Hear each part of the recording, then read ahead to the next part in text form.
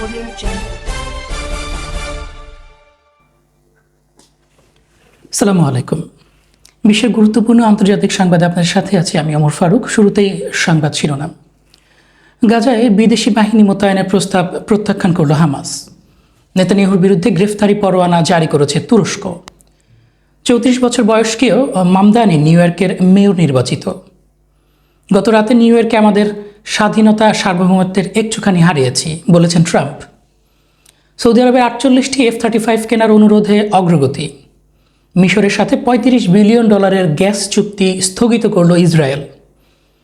তুর্কি ড্রোন কেনা উচিত জার্মানির, জার্মান সামরিক কর্মকর্তা। সুদানি সেনাবাহিনীকে জোরালো সহায়তা দিচ্ছে মিশর ও তুরস্ক। চীনের নৌবাহিনীতে যুক্ত হল সম্পূর্ণ নিজস্ব নকশায় তৈরি বিমানবাহী রণতরী ফুজিয়ান এবং ইসরায়েলকে স্বীকৃতি দিল কাজাখস্তান। এবারে বিস্তারিত। গাজায় বিদেশি বাহিনী মোতায়েনের প্রস্তাব প্রত্যাখ্যান করল হামাস। প্রতিরোধ আন্দোলন হামাস জানিয়েছে কোনো বিদেশি বাহিনীকে গাজায় মোতায়েন করা যাবে না, কারণ তা কার্যত ইসরায়েলি দখল শক্তির বিকল্প হিসেবে কাজ করবে।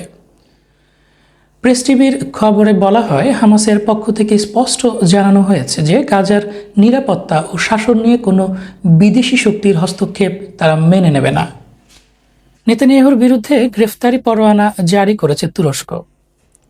গাজায় গণহত্যা ও হিন্দ রাজেব হত্যাকাণ্ডের অভিযোগে ইসরায়েলের প্রধানমন্ত্রী বেনিয়ামিন নেতানিয়াহু, পররাষ্ট্রমন্ত্রী ইসরায়েল কাটস এবং জাতীয় নিরাপত্তা মন্ত্রী ইতামার বেন গাভির সহ মোট 36 জনের বিরুদ্ধে গ্রেফতারি পরোয়ানা জারি করেছে ইস্তাম্বুলের প্রধান পাবলিক প্রসিকিউটরের কার্যালয়। কর্তৃপক্ষ জানিয়েছে, অভিযোগগুলো আন্তর্জাতিক মানবাধিকার আইনের আওতায় তদন্ত এবং প্রমাণাদির ভিত্তিতে আন্তর্জাতিক গ্রেফতারি অনুরোধ বা রেড নোটিশ জারি করা হতে পারে। 34 বছর বয়স্ক মামদানি নিউ ইয়র্কের মেয়র নির্বাচিত হয়েছে। এই নির্বাচনের মধ্য দিয়ে নিউ ইয়র্ক সিটিতে প্রথম কোনো এশিয়ান মুসলিম ব্যক্তি মেয়র নির্বাচিত হলেন। মেয়র মামদানি তার প্রথম বিজয়ী ভাষণে প্রেসিডেন্ট ট্রাম্পকে উদ্দেশ্য করে বলেন, ডোনাল্ড ট্রাম্প, আমি জানি আপনি দেখেছেন, আপনার জন্য 4টি শব্দ আছে, টার্ন দ্য ভলিউম আপ। ট্রাম্পের অভিবাসন নীতির বিরুদ্ধে যে মামদানি বলেছেন, নিউ ইয়র্ক সর্বদা অভিবাসীদের শহর হয়ে থাকবে, অভিবাসীদের দ্বারা গড়া, অভিবাসীদের দ্বারা পরিচালিত, আর আজ রাত থেকে একজন অভিবাসীর নেতৃত্বে পরিচালিত হবে। আমি মুসলিম, আমি একজন গণতান্ত্রিক সমাজতন্ত্রী, আর সবচেয়ে বড় কথা হলো এর কোনোটারই আমি ক্ষমা চাইব না। এখন থেকে নিউ ইয়র্ক আর সেই শহর থাকবে না যেখানে ইসলাম বিদ্বেষ ছড়িয়ে নির্বাচনে জেতা যায়। এদিকে নিউ ইয়র্ক মেয়র নির্বাচনে মামদানির জয়কে উদ্দেশ্য করে ট্রাম্প বলেন, গত রাতে নিউ ইয়র্কে আমরা আমাদের সার্বভৌমত্বের একটুখানি হারিয়েছি, কিন্তু চিন্তা করো না, আমরা এটা সামলে নেব। সৌদি আরবের 48টি F-35 কেনার অনুরোধে অগ্রগতি। রয়টার্স তাদের প্রতিবেদনে জানিয়েছে, সৌদি আরব যুক্তরাষ্ট্রের কাছ থেকে সর্বোচ্চ 48টি পঞ্চম প্রজন্মের F-35 স্টেলথ যুদ্ধ বিমান কেনার যে অনুরোধ করেছে তা মার্কিন প্রতিরক্ষা দপ্তরের একটি গুরুত্বপূর্ণ মূল্যায়ন ধাপ পেরিয়েছে। তবে সিদ্ধান্তটি কার্যকর হতে এখনও উচ্চ পর্যায়ে রাজনৈতিক অনুমোদনের প্রয়োজন আছে। বর্তমানে মধ্যপ্রাচ্যে শুধুমাত্র ইসরায়েলি F-35 যুদ্ধ বিমান পরিচালনা করে, তাই সৌদি আরবকে এই অত্যাধুনিক বিমানটি সরবরাহ করা হলে তা আঞ্চলিক সামরিক ভারসাম্যে বড় ধরনের পরিবর্তন আনতে পারে। মিশরের সাথে $35 বিলিয়ন গ্যাস চুক্তি স্থগিত করল ইসরায়েল। বার্তা সংস্থা এপি জানিয়েছে, ইসরায়েলের জ্বালানি মন্ত্রী এলি কোহেন মিশরের সঙ্গে $35 বিলিয়ন প্রাকৃতিক গ্যাস রপ্তানি চুক্তিতে স্বাক্ষর করতে অস্বীকৃতি জানিয়েছেন। এই চুক্তি স্বাক্ষরের জন্য মার্কিন যুক্তরাষ্ট্রের চাপ থাকা সত্ত্বেও ইসরায়েলের জ্বালানি মন্ত্রী স্বাক্ষর করতে অস্বীকার করেন। এই সিদ্ধান্তের প্রতিক্রিয়া মার্কিন জ্বালানি মন্ত্রী ক্রিস রাইট তার নির্ধারিত ইসরায়েল সফর বাতিল করেছে। ইসরায়েলি জ্বালানি মন্ত্রী এলি কোহেনের কার্যালয় জানিয়েছে, ইসরায়েলি স্বার্থ সুরক্ষিত না হওয়া এবং ইসরায়েলি বাজারের জন্য ন্যায্য মূল্য নির্ধারণ না হওয়া পর্যন্ত কোনো চুক্তি হবে না। তুর্কি ড্রোন কেনা উচিত জার্মানির, জার্মান সামরিক কর্মকর্তা। ডিডব্লিউ তাদের প্রতিবেদনে বলেছে, একজন সিনিয়র জার্মান সামরিক কর্মকর্তা বলেছেন, ইউক্রেন যুদ্ধে রাশিয়ার আগ্রাসনের পর জার্মানির প্রতিরক্ষা সক্ষমতা বাড়াতে তুরস্কের তৈরি ড্রোন কেনা প্রয়োজন। তুরস্কের সঙ্গে সহযোগিতা উভয় দেশের জন্যই লাভজনক হতে পারে। এতে যৌথ উৎপাদন, প্রযুক্তি স্থানান্তর এবং প্রতিরক্ষা খাতে উদ্ভাবনী প্রকল্পের সুযোগ তৈরি হবে। একাধিক শর্তে ভেনেজুয়েলার প্রেসিডেন্ট নিকোলাস মাদুরো পদত্যাগ করতে রাজি হয়েছেন। মাদুরো বলেন, যদি যুক্তরাষ্ট্র তাকে ক্ষমা করে, যদি তাকে ধরিয়ে দেওয়ার জন্য যুক্তরাষ্ট্রের ঘোষিত $25 মিলিয়ন পুরস্কার তুলে নেয় এবং যদি তাকে স্বাচ্ছন্দ্যময় নির্বাসনের সুযোগ দেয় তাহলে তিনি পদত্যাগ করতে রাজি, সূত্র দ্য আটলান্টিক।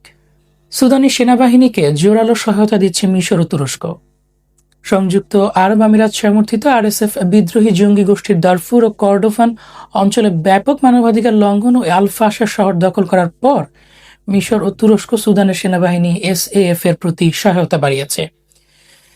মিশর আরএসএফ এর অগ্রযাত্রাকে দক্ষিণ সীমান্তের জন্য সরাসরি হুমকি মনে করছে, তাই তারা সেনা সমন্বয়, অস্ত্র সরবরাহ এবং সীমান্তে সৈন্য মোতায়েন বৃদ্ধি করেছে। তুরস্ক তার সহায়তা বাড়াচ্ছে ড্রোন, ক্ষেপণাস্ত্র ও সামরিক অপারেটর পাঠিয়ে, সূত্র মিডল ইস্ট আই।